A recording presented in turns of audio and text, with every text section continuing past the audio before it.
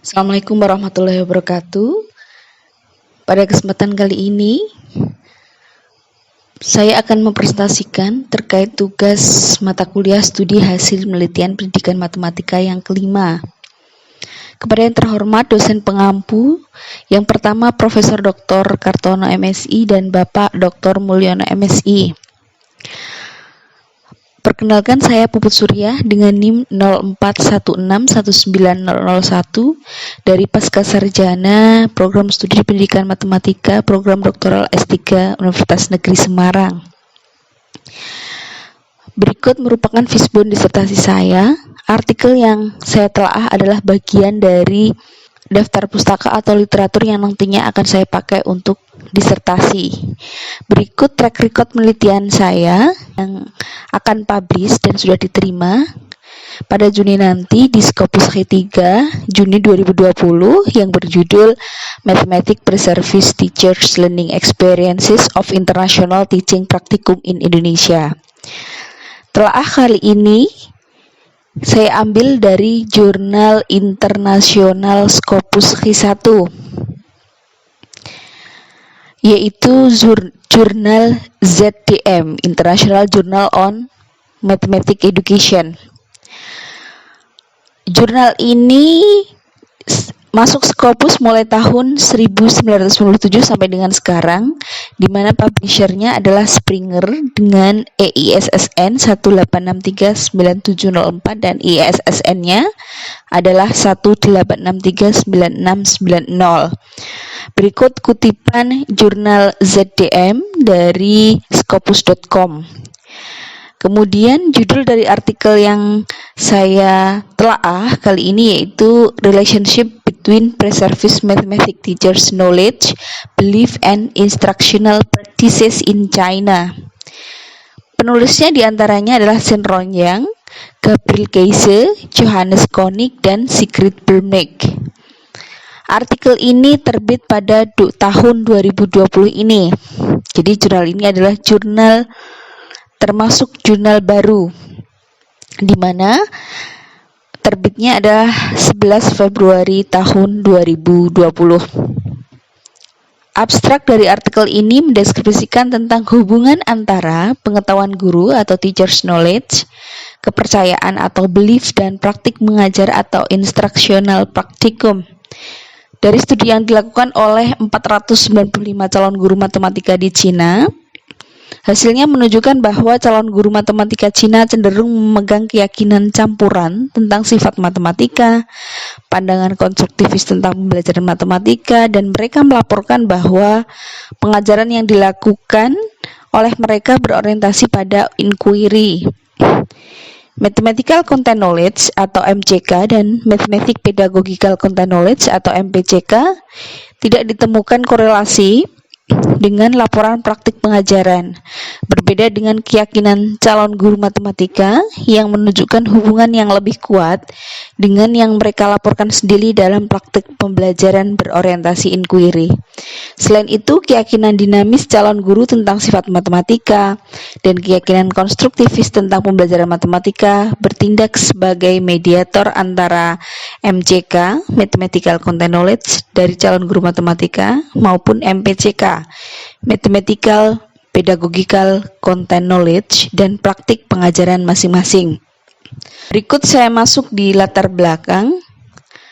Dalam perbandingan studi lintas negara menunjukkan bahwa guru matematika Cina cenderung menyusun pembelajaran, merespon kesalahan siswa secara cepat, dan berinteraksi dengan siswa yang berbeda. Dengan kata lain, guru matematika di Cina melakukan pengajaran matematika dengan cara yang berbeda. Identifikasi terhadap apa yang dilakukan guru dalam pembelajaran tidak cukup hanya secara pengetahuan dari calon guru tersebut yang mumpuni, tetapi sikap merupakan hal penting yang tidak dapat dikesampingkan juga. Berikut kajian teorinya.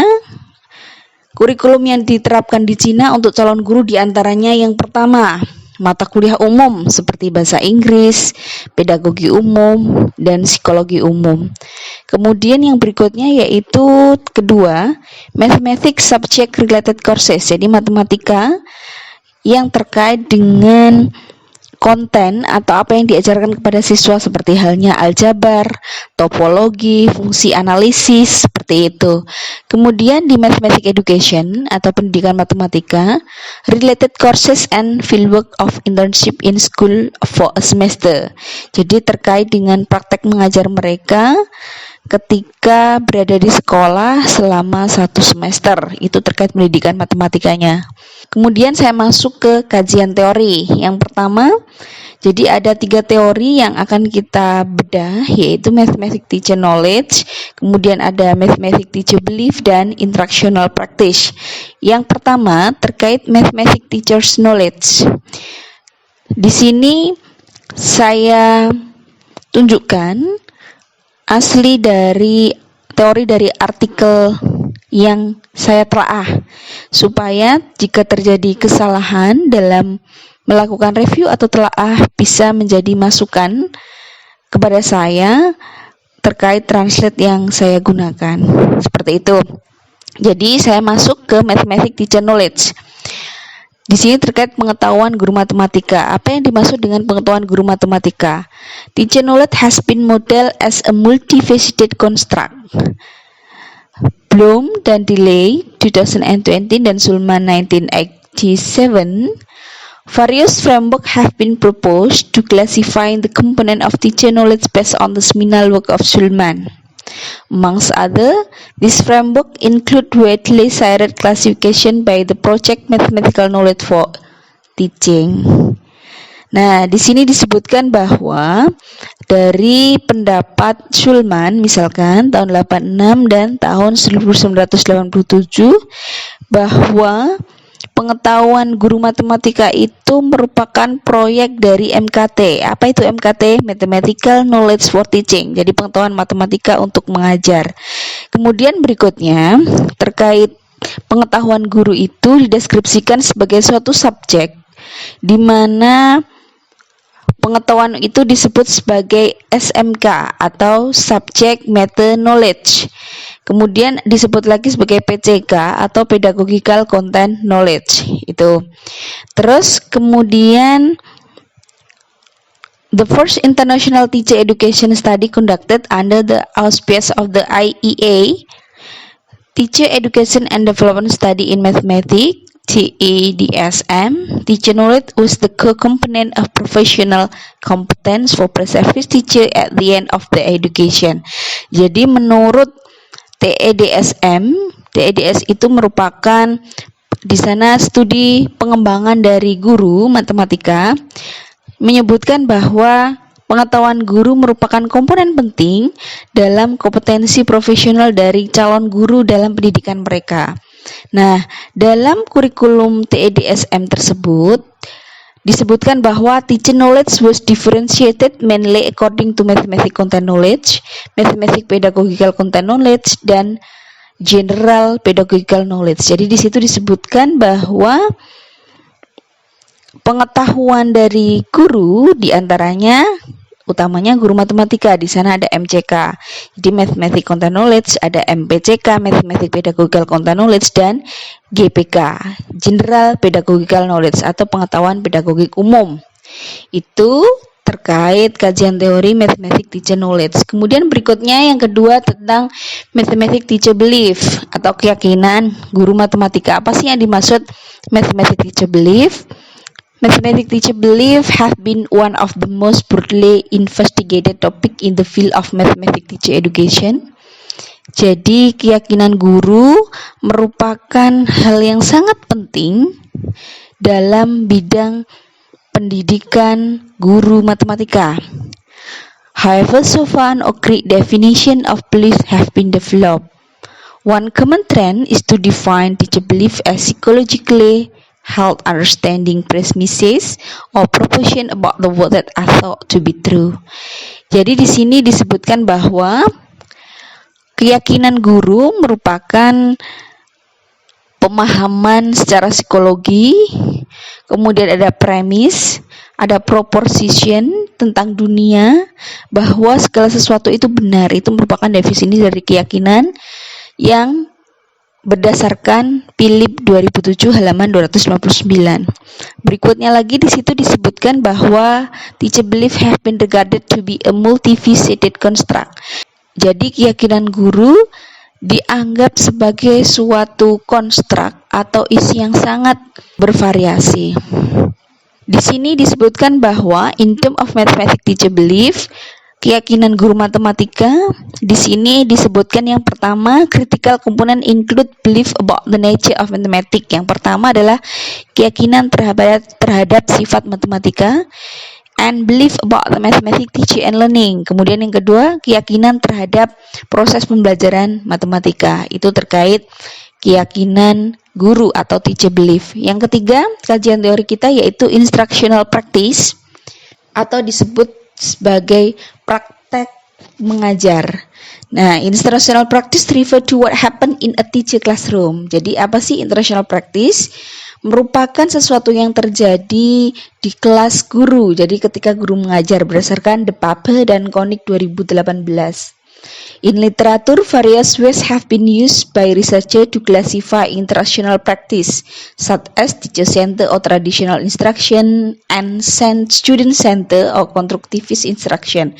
Jadi di sini dalam suatu literatur berdasarkan Hogan 2013 disebutkan ada beberapa cara yang digunakan seorang peneliti untuk mengklasifikasikan instructional practice atau praktek mengajar, di antaranya seperti apakah mereka menggunakan pengajaran yang berpusat kepada guru atau disebut sebagai pengajaran tradisional, dan pengajaran konstruktivis atau menggunakan student center, pembelajaran yang berpusat kepada siswa. In mathematics education, after the implementation of mathematics curriculum reform globally at around the year 2000, study center instruction or inquiry-based instruction has been widely advocated in many countries. Jadi sejak tahun 2000 dideklarasikan bahwa pembelajaran yang berpusat pada siswa atau pembelajaran inquiry, penemuan, merupakan suatu pembelajaran yang harusnya diterapkan di beberapa negara berdasarkan Chai dan Hawson tahun 2013.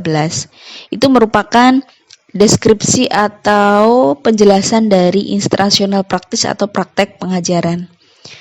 Kemudian berikutnya tentang research question and hypothesis. Jadi pertanyaan penelitian dari jurnal yang kami telaah yaitu yang pertama, a direct effect of MCK and MPCK on instructional practice, yaitu efek atau pengaruh dari MCK dan MPCK pada instructional practice atau praktek pengajaran. Kemudian yang kedua, a direct effect of belief about the nature of mathematics and belief about mathematics teaching and learning on teacher instructional practice. Jadi efek dari keyakinan yang pertama, keyakinan terkait sifat matematika dan keyakinan tentang proses pembelajaran matematika dalam praktek pengajaran guru. Kemudian yang ketiga, a media atau role played by belief between MCK, MPCK, and instructional practice. Jadi peranan dari media yang digunakan untuk meyakinkan terkait MCK, MPCK maupun instructional practice atau praktek pengajaran. Kemudian kita masuk ke subjek penelitian. Subjek penelitian berjumlah 495 mahasiswa calon guru dari 4 universitas yang tersebar di Cina, yang mana terdiri dari 369 diantaranya perempuan dan 126 diantaranya adalah laki-laki. 134 diantaranya dari 495 praktek yang dilakukan adalah di SMP dan 359 diantaranya di SMA. Kemudian untuk instrumen penelitian, instrumen yang digunakan untuk melihat penelitian ini antara lain yang pertama untuk mengukur MCK dan MPCK menggunakan tes tulis. Yang kedua untuk mengukur keyakinan terhadap matematika menggunakan kuesioner. Kemudian yang ketiga untuk mengukur instructional practice atau praktek pengajaran menggunakan skala Likert yang validasi konstruknya menggunakan EVA dan CFA. Terkait metode penelitian, di sini disebutkan bahwa Beside the validation analysis for instrument as mentioned above, the data analysis was comprised of the following step. Ada step-step atau tahap-tahap, ada 3. Jadi setelah dilakukan validasi instrumen, yang pertama adalah open response item were coded following the TEDSM coding rubric. Jadi rubriknya diberikan kode. Kemudian for each of the booklet, 20% of the open response item were coded by 2 independent trained trader. Selanjutnya, item with no response or an incorrect response were coded as 0 and its correct answer was coded 1. Jadi dari multiple choice atau jawaban berganda di situ kode-kode yang diberikan 0 untuk respon yang tidak benar, 1 untuk jawaban yang benar, diberikan kode 1. Setelah diberikan kode, kemudian item respon teori atau ART ceiling method were used. Jadi metode ART digunakan untuk mengestimate skor skala dari MCK dan MPCK. Jadi dari tes tulis yang dilakukan calon guru tadi. Kemudian berikutnya yang kedua, the second step of the data analysis was descriptive analysis. Jadi langkah yang kedua, analisis data dilakukan secara descriptive analysis. Mean and standard deviation for all scale were computed. Rata-rata maupun standar deviasi untuk semua skala di sini dihitung. Untuk langkah yang ketiga, the third step of data analysis was to examine the relationship between teacher knowledge. Jadi yang ketiga, analisis data mendeskripsikan terkait hubungan antara pengetahuan guru, belief atau kepercayaan maupun instructional practice atau praktek mengajar, seperti itu. Untuk mengetahui korelasi atau hubungan antara MCK, MPCK maupun keyakinan terhadap matematika dari calon guru tersebut dan instructional practice atau praktek mengajar, analisis jalur digunakan untuk menjelaskan hubungan ini. Jadi menggunakan analisis jalurnya menggunakan aplikasi M+. Berikutnya untuk hasil penelitian. Finding of our study show that both of the two knowledge variables, MCK and MPCK, did not correlate with teacher self-reported instructional practices. Jadi, hasil dari penelitiannya yang pertama, tidak ada korelasi antara dua variabel MCK maupun MCK dengan instructional practice atau praktek pengajaran. Kemudian berikutnya, pre-service mathematics teacher belief show a stronger association with their self-reported inquiry-oriented instructional practices. Terkait keyakinan guru matematika menunjukkan bahwa lebih kuat pengaruhnya daripada instructional practices atau praktek pengajaran yang berorientasi inquiry. However, only pre-service teacher core belief, namely dynamic belief about the nature of mathematics and constructivist beliefs about mathematics, teacher, and learning were found to act as main mediator between pre-service mathematics teacher MCK, MPCK, and instructional practice respectively. Jadi terkait kepercayaan calon guru dinamakan kepercayaan dinamis, yaitu tentang sifat matematika maupun kepercayaan konstruktivis tentang pembelajaran matematika, yang mana merupakan mediator utama antara MCK maupun MPCK-nya calon guru matematika dengan instructional practice atau praktik pengajaran mereka. Itu adalah hasil penelitian. Kemudian kesimpulannya, based on the involvement of relatively large number of pre-service mathematics teachers in China, the central goal of the present study was to explore the relationship between teacher knowledge, teacher belief, and their self-reported inquiry-oriented instructional practices. Jadi kesimpulannya, penelitian ini menunjukkan bahwa hubungan antara pengetahuan guru, kepercayaan guru atau teacher belief maupun terkait pengajar atau praktek pengajaran mereka yang berorientasi pada inquiry. So far, this study is one of the very few quantitative studies in the field of mathematics teacher education to explore interactive effect of teacher knowledge and teacher belief on teacher instructional practice in non-Western context.